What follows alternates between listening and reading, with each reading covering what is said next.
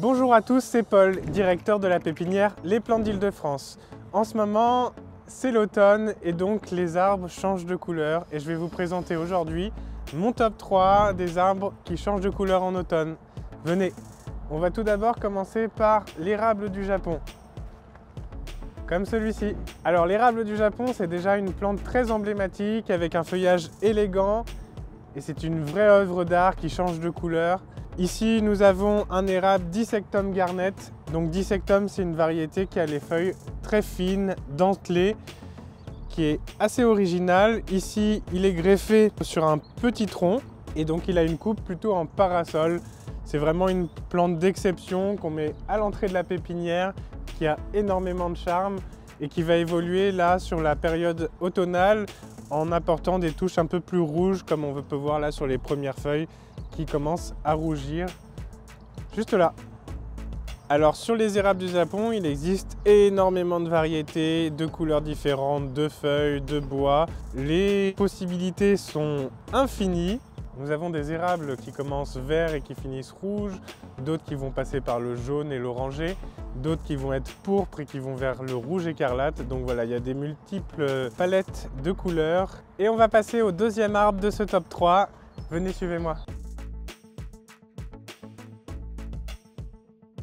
Et donc on se retrouve avec le deuxième arbre de ce top 3, le Ginkgo biloba. C'est un arbre majestueux qui peut atteindre des grandes hauteurs et qui va changer de couleur au moment de l'automne. Ici, on a des feuilles qui passent du vert au jaune doré. On l'appelle aussi l'arbre aux 40 écus.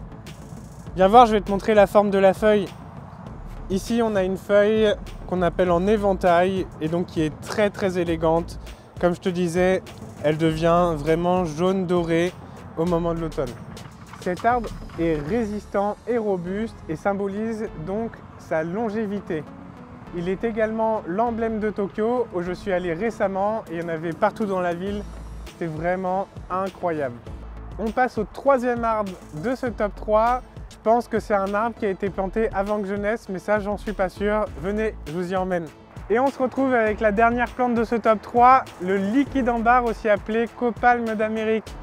Comme vous voyez, c'est un arbre majestueux, ici qui fait à peu près 8-9 mètres de haut et qui va vraiment apporter une vaste palette de couleurs à votre jardin. Ses feuilles en forme d'étoile passent du vert au printemps à des teintes de rouge, orange et pourpre en automne, créant un spectacle éclatant. Le liquidambar se plaît plein soleil ou mi-ombre dans des sols riches et bien drainés. Résistant et robuste, il est également apprécié pour son écorce décorative qui devient plus texturée avec l'âge.